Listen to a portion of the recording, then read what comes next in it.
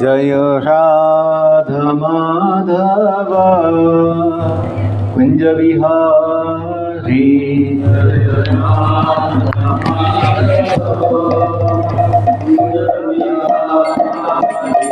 जय राधा माधव कुंज विहारी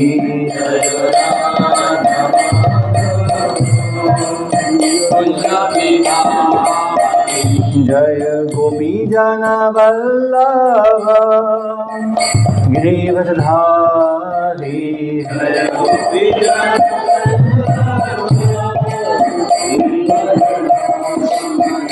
जय गोपी जन वल्लभ गिरिवरधारी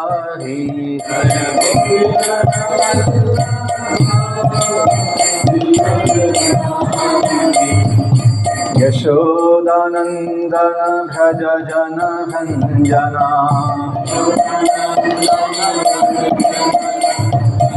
यशोदानंदन भज जन भंजना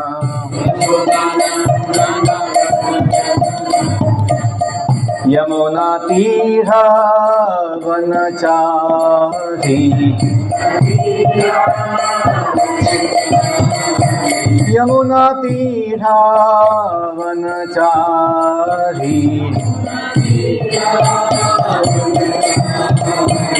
जय राधा माधव कुंज विहारी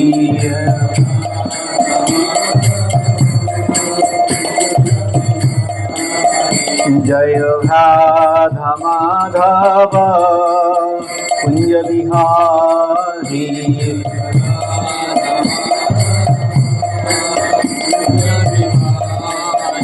जय गोपी जन वल्लभ गिरिवरधारी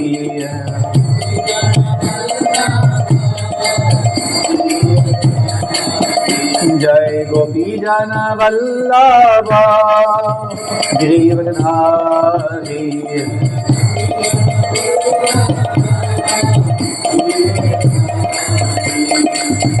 यशोदानंदन भज जन रंजना यशोदानंदन भज जन रंजना यमुना तीरा वनचारी यमुना तीरा वनचारी यमुना तीरा वनचारी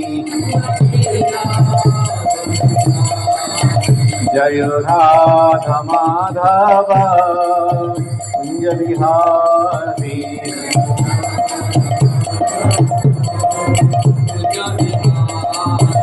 जय राधा माधव कुंज विहारी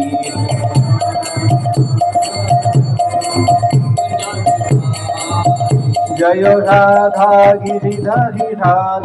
गिरिधरी श्री राधे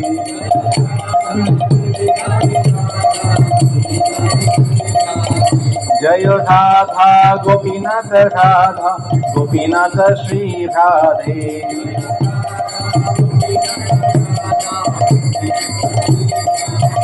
जय कृष्ण बलराम जय वृंदावन धाम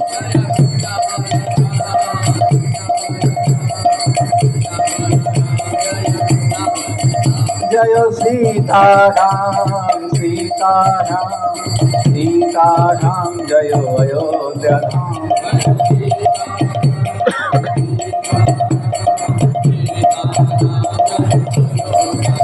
जय गौरनिताय जय मायापुर धाम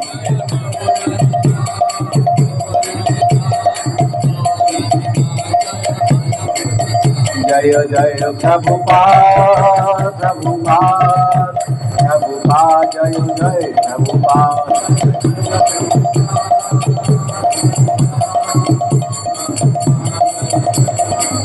जय जय गुरुदेव गुरुदेव गुरुदेव जय जय गुरुदेव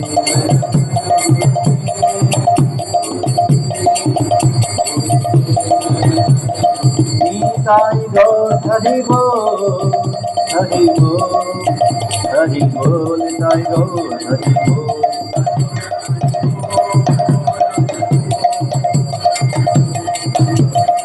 निताई गौर हरि बोल हरि बोल हरि बोल निताई गौर हरि बोल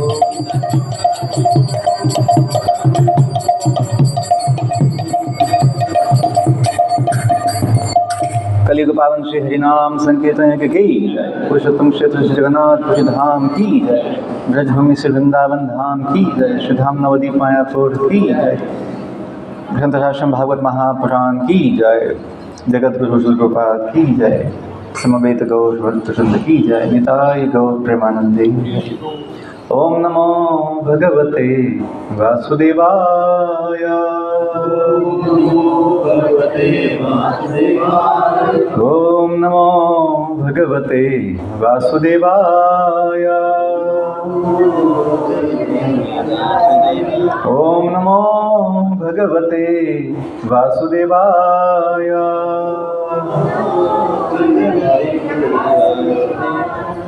नारायणं नमस्कृत्य नरं चैव नरोत्तमं देवीं सरस्वतीं व्यासं ततो जयमुदीरयेत्। नष्टप्रायेषु अभद्रेषु नित्यं भागवत सेवया भगवती उत्तमश्लोके भक्ति भवति नैष्टिकी। कृष्णाय वासुदेवाय देवकी नंदनाय च नन्दगोपकुमाराय गोविन्दाय नमो नमः। गोविन्दाय नमो नमः। हरे कृष्ण। आपले स्वागत आहे आजच्या भागवत कक्षेमध्ये. आपण श्रीमद भागवताचा स्कंद 2 वाचतोय, ज्याचं शीर्षक आहे विश्वाचा आविष्कार. अध्याय 6. अध्यायाचं नाव आहे पुरुष सूक्ताचे अनुमोदन आणि आजचं श्लोक संख्या 27. गतयो मतयश्चैव गतयो मतयश्चैव प्रायश्चित्तं समर्पणम् प्रायश्चित्तं समर्पणम् पुरुषावयोर्हृते पुरुषावयोर्हृते संभारा संभृता मया संभारा संभृता मया गतयो मतयश्चैव प्रायश्चित्तं समर्पणम् पुरुषावयोर्हृते संभारा संभृता मया गतयो मया त्वया गतयो मतयश्चैव प्रायश्चित्ता समर्पणम् पुरुषावयोर्हृते संभरा संभृता मया गतयो मतयश्चैव प्रायश्चित्ता समर्पणम् पुरुषावयोर्हृते संभरा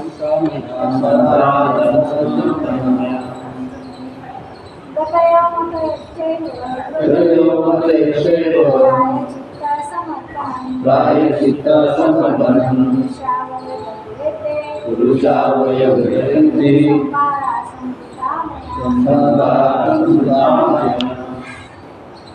शब्दार्थ. गतय आत्यंतिक ध्येयाकडे म्हणजे श्री विष्णू यांच्याकडे प्रगती. मतय देवतांची उपासना.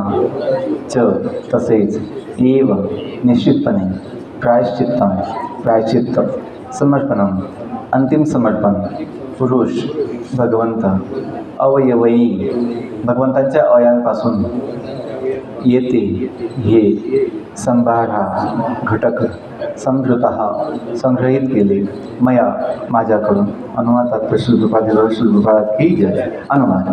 अशा रीतीने ब्रह्मदेव बोलतात, अशा रीतीने यज्ञासाठी आवश्यक असे सर्व घटक आणि अन्य साधन सामग्री मला भगवंतांच्या अवयवांपासून संग्रहित करावी लागली. देवी देवतांच्या नामांचे आवाहन करून क्रमाक्रमाने आत्यंतिक ध्येय श्री विष्णूंची प्राप्ती झाली व या प्रकारे प्रायश्चित्त आणि अंतिम समर्पण पूर्ण झाले.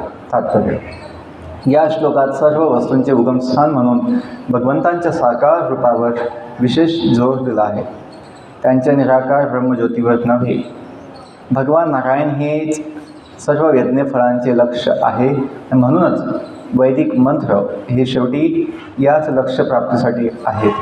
अशा प्रकारे श्री नारायण भगवंतांना संतुष्ट करून आणि आध्यात्मिक जगतातील वैकुंठ लोकांमध्ये प्रवेश करून त्यांचे प्रत्यक्ष सान्निध्य प्राप्त करून मनुष्य जीवन सफल करता येते. ओम अज्ञानतिमिरन्धस्य ज्ञानाञ्जनशलाकया चक्षुरुन्मिलितं येन तस्मै श्रीगुरवे नमः. श्रीचैतन्यमनोभीष्टं स्थापितं येन भूतले स्वयं रूपा कदा मह्यं ददाति स्वपदान्तिकं. वन्देऽहं श्रीगुरो श्रीयुतापदकमलं श्रीगुरोन् वैष्णवांश श्रीरूपां साग्रजातां सहगण रघुनाथान्वितं तं सजीवं साद्वैतं सावधूतं परिजनसहितं कृष्णचैतन्यदेवं श्रीराधा कृष्णपदान् सहगण ललिता श्रीविशाखान्वितांश्च. नमो विष्णुपदाय कृष्णप्रेष्ठाय भूतले श्रीमते भक्तिवेदान्त स्वामिनिति नामिने. नमस्ते सरस्वती देवे गौरवाणी प्रचारिणे निर्विशेष शून्यवादी पाश्चात्यदेशतारिणे. नमो महावदन्याय कृष्णप्रेमप्रदायते कृष्णाय कृष्णचैतन्य नाम्ने गौरतिशे नमः. नमो ब्रह्मण्यदेवाय गोब्राह्मणहिताय च जगद्हिताय कृष्णाय गोविन्दाय नमो नमः.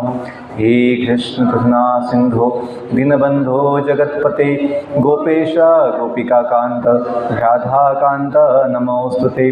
तप्त कांचन गौरांगी राधे वृंदावनेश्वरी वृषभानुसुते देवी प्रणमामि हरिप्रिये.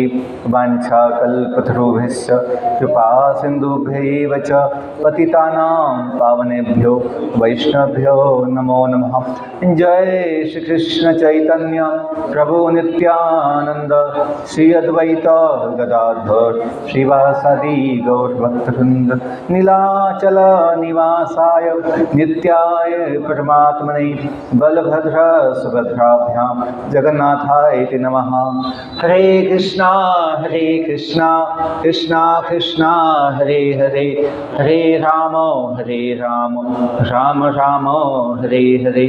हरे कृष्णा कृष्णा कृष्णा हरे हरे हरे राम राम हरे हरे. हरे कृष्णा कृष्णा कृष्णा हरे हरे हरे राम राम हरे हरे. हरे कृष्ण. पुनश्च आपले स्वागत आहे आजच्या भागवत कक्षेमध्ये. खूप सुंदर या अध्यायामध्ये ब्रह्मदेवांनी नारद मुनींना त्यांच्या प्रश्नांचे उत्तर दिलं आहे आणि संपूर्ण ज्ञान दिलेलं आहे की विश्वाची उत्पत्ती, विश्वाचं पालन आणि विश्वाचा उद्देश काय आहे. आणि आजच्या शेवटी ह्या श्लोकामध्ये मी भगवंतांकडनं कसं सर्व काही मिळवलं आणि माझ्या जीवनाचं जे अंतिम ध्येय आहे, समर्पण आहे, ते पूर्ण केलं असं म्हणता येतं. की अशा रीतीने यज्ञासाठी आवश्यक असे सर्व घटक आणि अन्य साधन सामग्री मला भगवंतांच्या अवयवांपासून संग्रहित करावी लागली, म्हणजे गोळा करावी लागली. देवदेवतांच्या नामांचे आवाहन करून क्रमाक्रमाने आत्यंतिक ध्येय श्री विष्णूंची प्राप्ती झाली व या प्रकारे प्रायश्चित्त आणि अंतिम समर्पण पूर्ण झालं. मागच्या श्लोकामध्ये थोडंसं आपण वाचूया काय म्हटलं आहे. महापुरुष भगवंतांच्या म्हणजे महाविष्णूंच्या नाभी कमळापासून माझा जेव्हा जन्म झाला तेव्हा त्या महापुरुषाच्या शरीर अवयवांखेरीशिवाय माझ्याजवळ यज्ञकर्म करण्यासाठी अन्य कोणतीही साधनसामुग्री नव्हती. यज्ञविधी करण्यासाठी फुले, पाने आणि पुष्पगवत तसेच यज्ञवेदी आदी साधनसामग्रीची आणि योग्य काळाची म्हणजे वसंत ऋतूची आवश्यकता असते.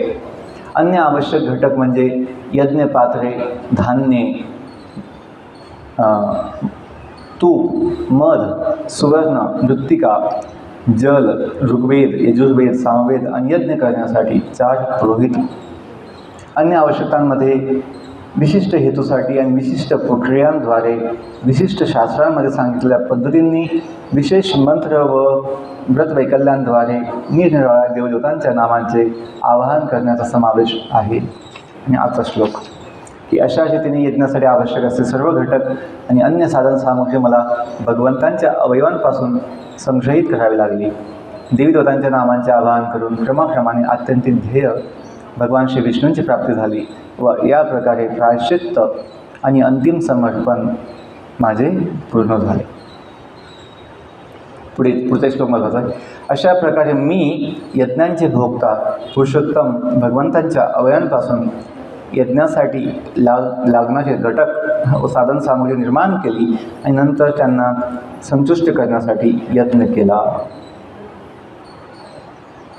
हे नारदा, त्यानंतर सर्व प्राणी मात्रांचे स्वामी असलेल्या तुझ्या 9 बंधूंनी म्हणजे प्रजापती, व्यक्त आणि अव्यक्त अशा व्यक्तिमत्वांना संतुष्ट करण्यासाठी योग्य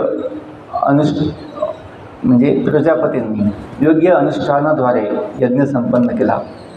त्यानंतर मानवजातीचे जनक मनु, महर्षी, पितर, विद्वान, दैत्यगण आणि मनुष्य या सर्वांनी भगवंतांना प्रसन्न करण्यासाठी यज्ञ केले. ब्रह्मांडातील सर्व भौतिक प्राकट्ये ही म्हणूनच भगवंतांच्या अतिसामर्थ्यशाली भौतिक शक्तीमध्ये स्थित आहे आणि त्यांना शाश्वतरित्या भौतिक गुणांमध्ये मुळीच आसक्ती नसली तरी ते स्वयंपूर्णतेने त्या शक्ती स्वीकारतात. भगवंत त्यांच्या इच्छेनेच मी निर्मिती करतो, भगवान शंकर विनाश करतात आणि ते स्वतः पुरुषोत्तम या आपल्या शाश्वत रूपामध्ये प्रत्येक गोष्टीचे पालन करतात.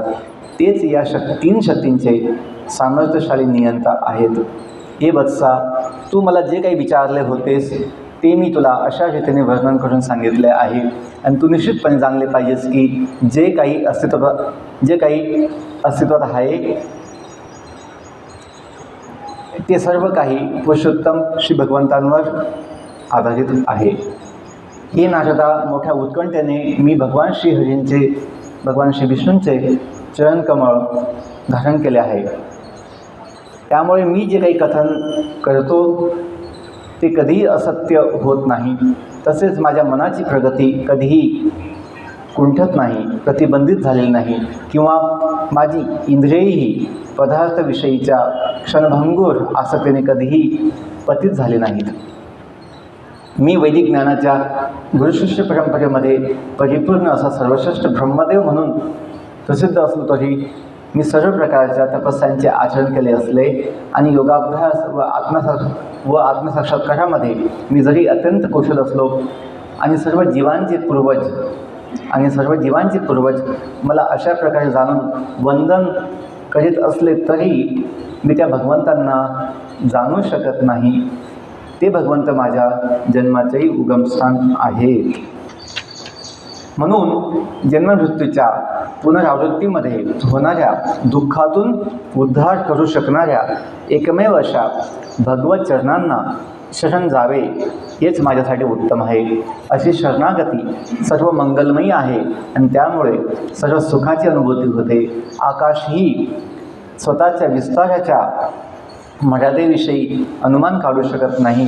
म्हणून जेथे स्वतः भगवंतच स्वतःची मर्यादा जाणू शकत नाही तेथे अन्य व्यक्ती त्याची काय करणार.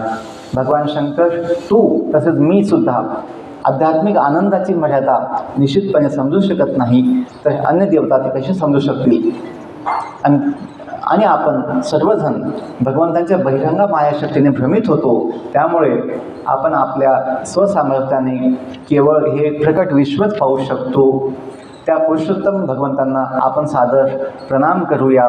त्यांना तत्वतः जाणणे क्वचितच शक्य असले तरी त्यांचा महिमा वर्णन करताना आम्ही त्यांच्या अवतार आणि कृत्यांचे गायन करतो. ते आद्य पुरुषोत्तम परम भगवान श्रीकृष्ण प्रथम अवतार महाविष्णू या आपल्या आंशिक विस्ताराद्वारे या प्रकट विश्वाचे उत्पत्ती करतात. परंतु ते स्वतः अजन्म आहेत. तथापि त्यांच्यामध्येच सृष्टी होते आणि भौतिक तत्वे व सृष्टीसुद्धा तेच आहेत. तेच काही काळासाठी या उत्पत्तीचे व तत्वांचे पालन करतात आणि पुन्हा स्वतःमध्येच त्यांना विलीन करून घेतात.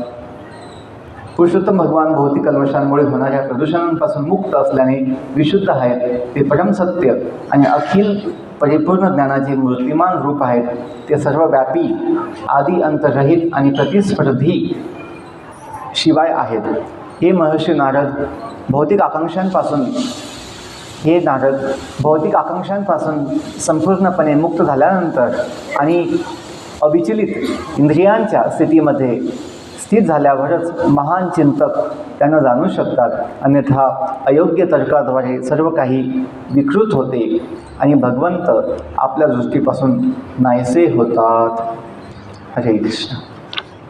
तर मी पुढचं थोडंसं घेतलं की हा विषय काय आहे आणि ब्रह्मदेव काय ज्ञान देत आहे. काही वेळेस काय होतं, आपण केवळ एका श्लोकावर लक्ष देतो, त्यामुळे संपूर्ण विषय समजत नाही.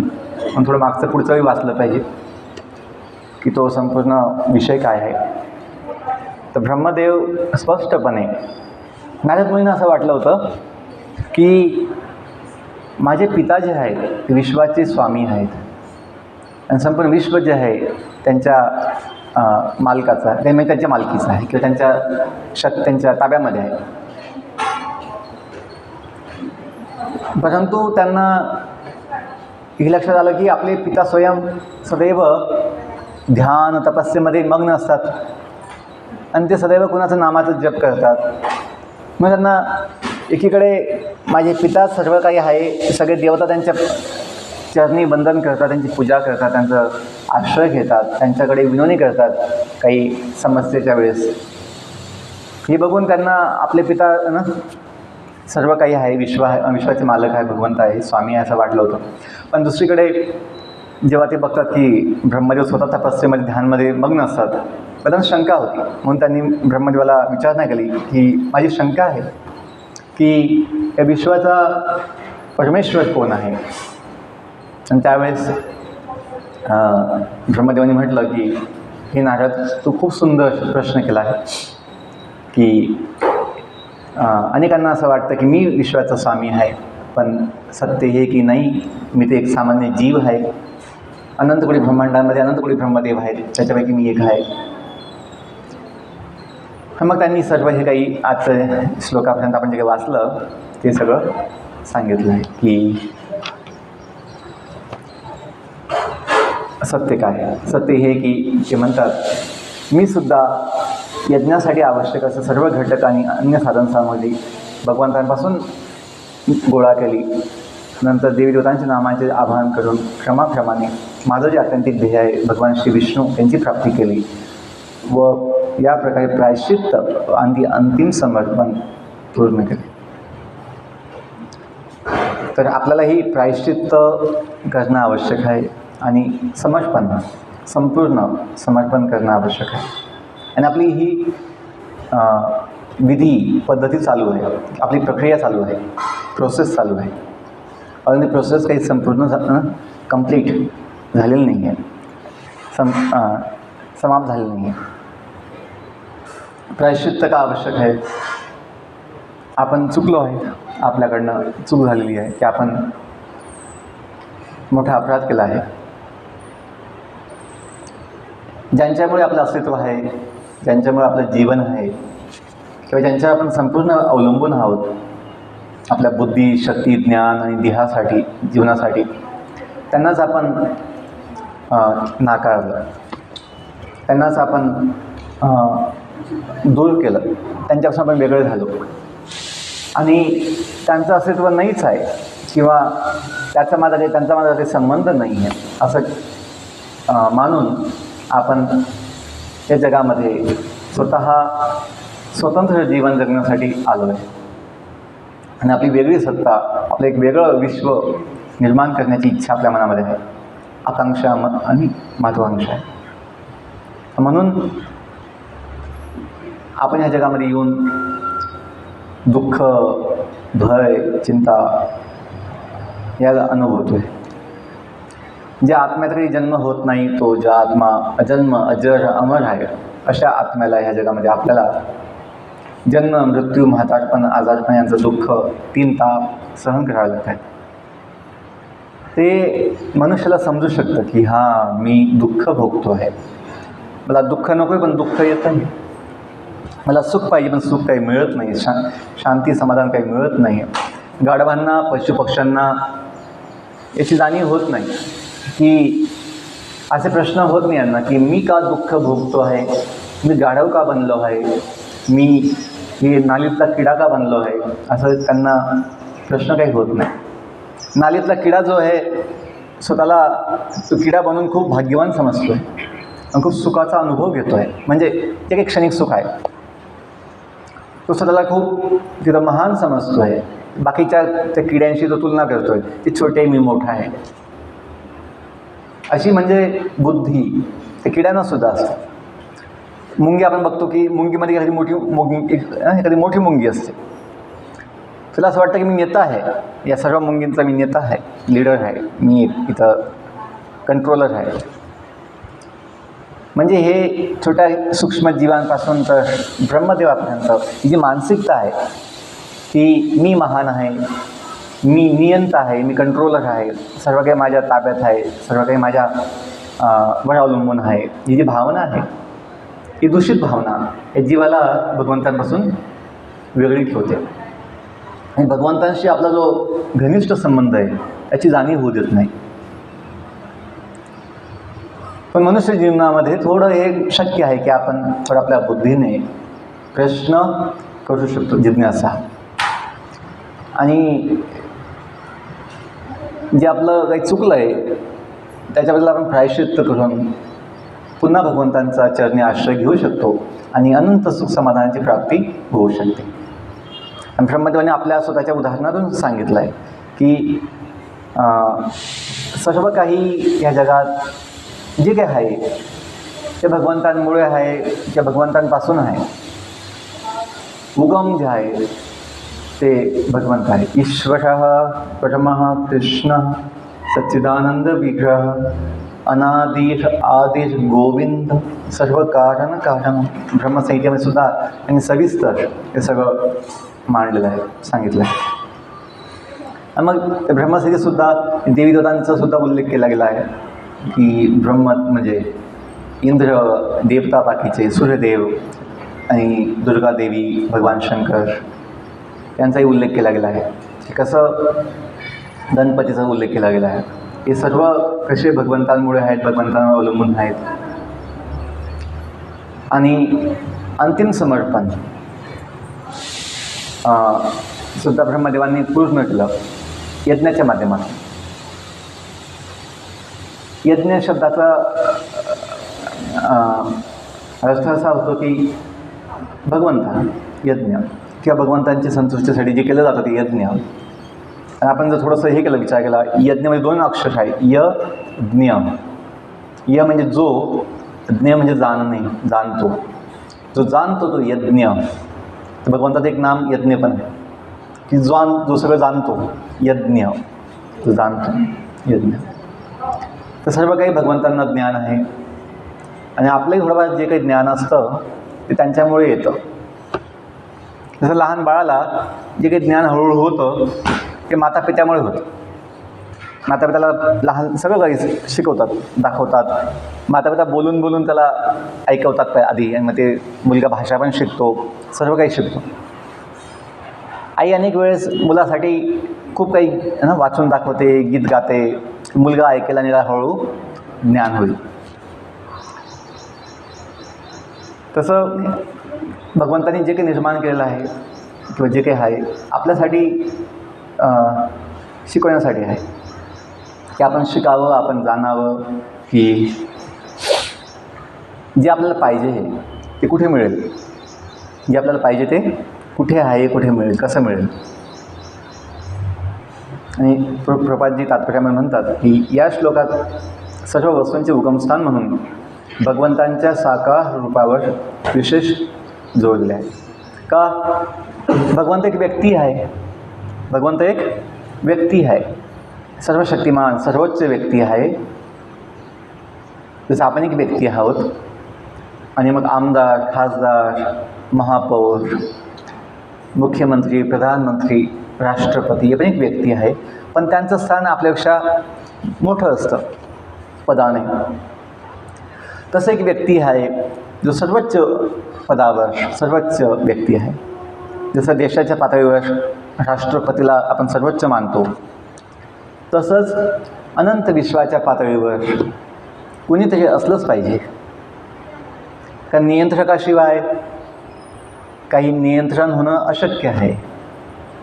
आपल्या कुटुंबातसुद्धा, आपल्या घरातसुद्धा कुणीतरी एक व्यक्ती जबाबदारी घेते आणि ती प्रमुख असते निर्णय घेण्यासाठी. तसंच प्रत्येक पातळीवर, गाव पातळी, तालुका पातळी, जिल्हा पातळी, राज्य, राष्ट्र पातळी याच्यावरसुद्धा एक व्यक्ती असते प्रमुख, जी अंतिम निर्णय घेईल की काय केलं गेलं पाहिजे. 10 लोकांचं मत एक होत नाही, कधी नाही होत. म्हणून एका व्यक्तीला निर्णय घ्यायचा असतो आणि जे काही आहे ते चालवायचं असतं. तसंच हे विश्व चालवायचं आहे तर 10 लोकांच्या आवश्यकता नाही निर्णय घेण्यासाठी. जो प्रमुख आहे त्यांनी तोच निर्णय घेतो आणि तो सक्षम असतो आणि त्याचाच अधिकार असतो. जो शक्तिमान आहे, जो बुद्धिमान आहे, ज्याचं सर्व काही, त्याला काही सर्व काही शक्य आहे.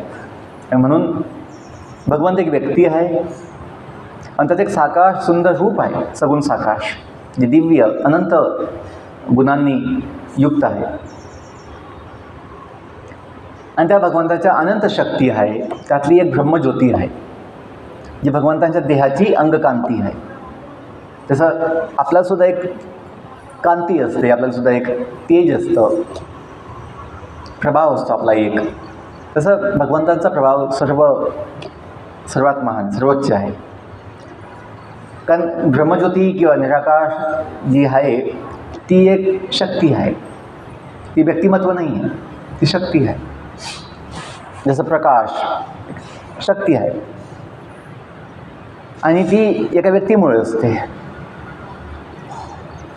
आजकाल लोकांना असं अज्ञानामुळे असं वाटतं की व्यक्ती म्हणजे त्यामध्ये दोष असतील, त्यामध्ये अवगुण असतील, त्याला एक सीमा असेल, म्हणून ते म्हणतात की भगवंताला कोणतं व्यक्तिमत्व नाही आहे, कोणतं आकाश नाही आहे. त्यांचा अज्ञान आहे. जेव्हा आपण गीता, भागवत आणि जे वैदिक साहित्य ते वाचतो, ऐकतो, आचार्यांच्या मुखातून जेव्हा आपण ते समजून घेतो, मग लक्षात येतं की व्यक्तीशिवाय नियंत्रण होऊ शकत नाही, उत्पत्ती होऊ शकत नाही, निर्णय कोणी घेऊ शकत नाही. शक्ती निर्णय नाही घेत, व्यक्ती निर्णय घेतो. जसं आपण सुद्धा एक व्यक्ती आहोत. मन आपलं एक शक्ती आहे, बुद्धी आपली शक्ती आहे, आपलं पद एक शक्ती असते, आपलं कुटुंब एक शक्ती असते. पण निर्णय जो घ्यायचा आहे कोणताही, तो एक व्यक्ती घेतो, जो प्रमुख असतो. तर मन काही निर्णय घेऊ शकत नाही. आणि जेव्हा मन निर्णय घेईल तर ते चुका होतात. कारण मनाचं ते क्षमता नाही आहे निर्णय घेण्याची. निर्णय व्यक्तीने घ्यायचा असतो. हां, मन काही सूचना करतं, बुद्धी काही आपल्याला सूचना करते, आपलं पद आपल्याला काही सूचना करतं, गाईडलाईन देतं. पण निर्णय कोणी घ्यायचा असतो? व्यक्तीने घ्यायचा असतो. तर हे व्यक्तीचं जे अस्तित्व आहे हे आपण ह्या जगातसुद्धा काय अनुभवतो? आणि या नाशवान या दोषमय अशा जगातसुद्धा जर व्यक्तीचं महत्त्व आहे, व्यक्तीचं आपण बघतो की प्रभाव आहे, व्यक्तीची आवश्यकता आहे, आणि जे निर्दोष आणि अदोष जे परिपूर्ण असं भगवद्धाम आहे, वैकुंठ जगत आहे, त्या धामामध्ये व्यक्तिमत्व नसो का नसो किंवा का नसावं, व्यक्ती नसावा असं शक्यच नाही. आणि व्यक्तीशिवाय आपण कसं काय संबंध जोडू शकतो? आपण शक्तीशी संबंध जोडू शकत नाही. त्या शक्तीमध्ये काही ते शक्यताच नाही आहे. शक्ती ही संपूर्णपणे अवलंबून आहे कुणावर? व्यक्तीवर. जसं आपल्या शक्ती ज्या आहेत, मन, बुद्धी, अहंकार, ज्ञान, जे काय आहे शक्ती, बल, हे जीवमध्ये आहे, देहामध्ये, म्हणून काम करू शकत आहे. जीवाशिवाय, आत्म्याशिवाय आपलं शरीर जे शक्ती आहे, बॉडी, फिजिकल पॉवर, मन, बुद्धी, अहंकार, माझं पद समजा राष्ट्रपती कोणी आहे, पण तो व्यक्ती चालला गेला, जीव सोडून गेला, मग ते पदाचं काही काम होऊ शकत नाही का? ते पद केव्हा प्रभावी असतं? जेव्हा व्यक्ती तिथं आहे. जर पद खाली आहे, रिकामं आहे, पद तर आहे राष्ट्रपतीचं, पण व्यक्ती नाही इथे, मग गोंधळ होतो, निर्णय घेतले जात नाही. तर हे आपण समजून घेतलं पाहिजे. जसं प्रभुपादांनी हा एक मुद्दा मांडला तात्पर्यामध्ये की सगुण साकार रूपावर आपण जोर दिला पाहिजे, ब्रह्मज्योतीवर नाही. आणि भगवान नारायण हेच सर्व यज्ञफळांचे लक्ष आहे. जसं आपण स्वतःला काही वेळेस मुख्य व्यक्ती मानतो किंवा लक्ष, की सर्वांनी माझा विचार केला पाहिजे असा विचार करतो. कुटुंबात जसं असं ना, सर्वांनी माझा विचार केला पाहिजे, की मी प्रमुख आहे, मला विचारलं पाहिजे. तसंच ह्या अनंत विश्वाचा जो मालक आहे त्याची अपेक्षा असते की त्यांना विचारलं गेलं पाहिजे की काय करावं, काय नाही करावं, आणि सर्व काही त्यांच्यासाठी केलं गेलं पाहिजे. म्हणजे म्हटलं आहे, भोक्ताराम यज्ञ तपसाम सर्व लोक महेश्वरम सुहृदम सर्वभूतानाम ज्ञात्वा मां शांतिमिच्छति. आपण जेव्हा जाणू की भोक्ता जो आहे, एन्जॉयर, तो भगवंत आहे, आणि सर्व विश्वाचा महेश्वर, मालक, नियंत्रक तोच आहे, आणि सर्व जीवांचा सुद्धा जो कोणी सुहृद मित्र आहे तो तेच आहे. हे आपण जाणून कोणाबद्दल चिंता करण्याची आवश्यकता नाही. ज्या भगवंत स्वतः शुभचिंतक आहे प्रत्येक जीवासोबत आहे, म्हणजे काय घडतं आहे, त्यांच्या इच्छेने घडतं, त्यांच्या परवानगीने घडतं आहे, म्हणून आपण ते स्वीकार केला पाहिजे. जे आपल्या शक्तीच्या पलीकडे आहे, कोणी बदलू शकत नाही आपण, तर मग ते मान्य केलं पाहिजे की भगवंत त्यांना सांभाळून घेतील पुढे, आपण त्याची चिंता नाही केली पाहिजे. काही वेळेस आपल्याला आपल्या कुटुंबाच्या लोकांची चिंता होते, ते भक्ती करत नाही, त्यांचं कसं होईल. आपण प्रयत्न केला पाहिजे, पण जेव्हा आपले प्रयत्न सफल होत नाही, किंवा हे जाणलं पाहिजे की भगवंत त्यांच्यासोबत आहे, जे त्यांचे शुभचिंतक आहे, आणि त्यांची काही योजना असेल भविष्यात त्यांना सुद्धा कृपा करण्याची, त्यांची योग्यता बनवण्याची. त्यामुळे आपण चिंता नाही केली पाहिजे, दुःखी होण्याची आवश्यकता नाही आहे की आज आपल्याला त्यांचं भक्ती दिसत नाही आहे. पण अवश्य भगवंतांची प्रत्येक जीवासाठी एक योजना असते, एक वेळ असते, म्हणून आपण ते जाणून निश्चिंत राहिलं पाहिजे. ज्ञात्वा मां शांतिमिच्छति जे म्हटलं भगवंतांनी, की शांतीची प्राप्ती जीवांना कशी होते हे जाणून की भगवंत प्रत्येक जीवाचा काय आहे, शुभचिंतक आहे. आज जे काही दिसतंय तात्कालिक, त्याची हत्या झाली, त्याने हत्या केली, तो खूप पापी आहे, ते थोड्या वेळाचा भाग आहे. प्रत्येक आज जो योगी भक्त आहे त्याचा एक इतिहास आहे, अनेक जन्मांचा, त्यांनी काय काय केलेलं आहे. आणि तसं प्रत्येक जे म्हणतात, आणि प्रत्येक जो पापी आहे त्याला एक भविष्य आहे, तोही बदलणार आहे. जसं वाल्याकोळी, त्यांचा जर इतिहास बघितला पुराणा ना, पण ते एक नंतर काय बनले, महर्षी वाल्मिकी बनले, जगाई माधाई इतके पापी होते, नंतर मोठे महान भक्त बनले भगवंताचे. त्यांची समाधी आहे मायापूरजवळ, कटवाजवळ मदाई समाधी. तर जगाई ही समाधी आहे. म्हणजे प्रत्येक जसं व्यक्तीला एक इतिहास आणि भविष्य आहे. आज जे दिसतं आहे की हा खूप पापी आहे, हा खूप, त्याचं कसं होईल, निश्चितपणे त्याचंही कल्याण होईल. जसं कंस, मागच्या युगामध्ये कंसाचा भगवंतांनी वध केला, पण तेच कंस काय बनले, का चांद काजी बनले. चांद काजी चैतन्य महाप्रभू लिलेमध्ये चांद काजी बनले कंस. आणि त्याची समाधीला आपण जातो मायापूरमध्ये, चांद काजी समाधी की जो कंस होता मागच्या जन्माचा इतका पापी दुष्ट, तो काय बनला नंतर चांद काजी बनला. इथं फोटो पण आहे चांद काजीला, की चांद काजीसोबत चैतन्य महाप्रभू चर्चा करत आहे. तर नंतर तो भक्त बनला. ते आपण जाणलं पाहिजे की पुन्हाबद्दल चिंता नाही केली पाहिजे. आजचा आपण जे गीतेमध्ये दुसरा अध्याय वाचतोय, भगवंत पुन्हा सांगतायत पुन्हाबद्दल दुःख करू नकोस, पुन्हाबद्दल चिंता करू नकोस, पुन्हाबद्दल काही जास्त शोक करू नकोस. का? त्याची आवश्यकता नाही आहे. ज्यासुद्धा भगवंत प्रत्येक जीवासोबत आहे, तर आपण फक्त आपला जितकं शक्य आहे तितका प्रयत्न केला पाहिजे. ज्या प्रयत्नाच्या पुढे आपल्याला काही जमत नाही तर आपण ते भगवंतावर सोडलं पाहिजे. खूप धन्यवाद. हरे कृष्णा कृष्ण कृष्ण हरे हरे, हरे राम राम राम हरे. हा जो महामंत्र आहे, याने आपलं सर्व काही काय होतं, संपूर्ण होतं. तिथे म्हटलं ना की अशा प्रकारे श्री नारायण भगवंतांना संतुष्ट करून आणि आध्यात्मिक जगतातील वैकुंठ लोकामध्ये प्रवेश करून त्यांचे प्रत्यक्ष सानिध्य प्राप्त करून मनुष्य जीवन सफल करतायत. तसंच हा जो महामंत्र आहे, हरे कृष्ण कृष्ण कृष्ण हरे हरे, हरे राम राम राम हरे, हा याचा आश्रय घेऊन नामाचं जप करून, नामाचं कीर्तन करून आपण भगवंतांना प्रसन्न करू शकतो आणि गोलोक वृंदावनामध्ये प्रवेश करून साक्षात भगवान श्री राधाकृष्ण यांचं सानिध्य प्राप्त करून आपलं मनुष्य जीवन सफल करू शकतो. तर आपलं प्रायश्चित्त आणि आपलं अंतिम समर्पण या महामंत्रानेच पूर्ण होईल. जे म्हटलं आहे, हरे नाम केवलम कलौ नास्तीव गत्यनता. आणि हे जे आहे, इति षोडशकम नाम कलिकल्मषनाशनम न आता परतरूपाय सर्व वेदेषु दृश्यते. हे सुद्धा ब्रह्मदेवाचं वचन आहे की कलियुगामध्ये, कलियुगात जे संतरण उपनिषद आहे, कलियुग संतरण उपनिषद त्यात सांगितलेलं आहे. आणि ते सुद्धा त्यांनी नारदमुनीनं सांगितलेलं आहे. कलियुगाच्या जीवांसाठी महामंत्राशिवाय दुसरा कोणताही मोठा उपाय या जगामध्ये नाही आहे. हरे कृष्ण. ग्रंथराष्ट्रम भागवत महापुराण की जय, जगत गुरु श्री प्रपाद की जय, समवेत गौर भक्तचंद की जय, श्री श्री राधा गिरिधारी की जय, निताई गौ प्रेमानंदे. हरे हरे कृष्ण. आपल्याला सुंदर भगवंत दिलं आहे. त्यांचं वस्तू पालन करतात, त्यांचे 3 वेळा त्यांचा आभार व्यक्त करूया. हरे कृष्ण.